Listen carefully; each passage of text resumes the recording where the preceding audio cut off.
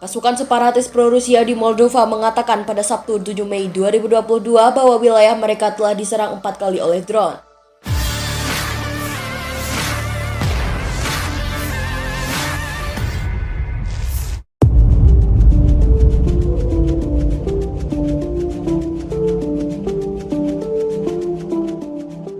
Pasukan separatis pro-Rusia di Moldova mengatakan pada Sabtu 7 Mei 2022 bahwa wilayah mereka telah diserang 4 kali oleh drone. Serangan di wilayah Transnistria yang memisahkan diri tersebut terjadi tepatnya di dekat perbatasan Ukraina. Dilansir Reuters, insiden tersebut terjadi selang hampir 2 pekan setelah Transnistria diguncang ledakan. Ledakan itu menimbulkan kekhawatiran internasional bahwa perang Rusia di Ukraina dapat menyebar ke perbatasan.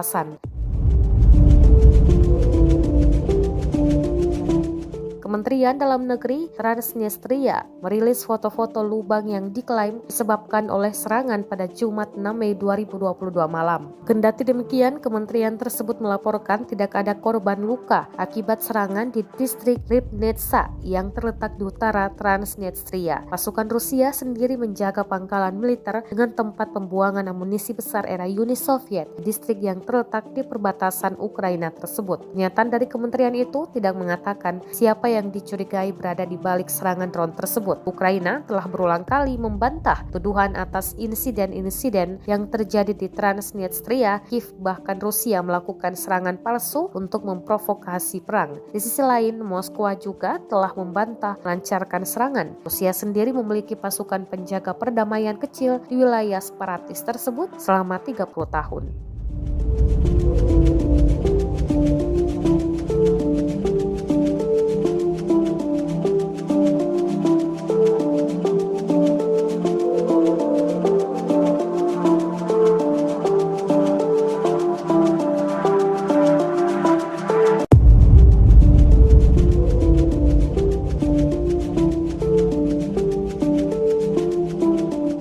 Terima kasih sudah nonton. Jangan lupa like, subscribe, dan share ya.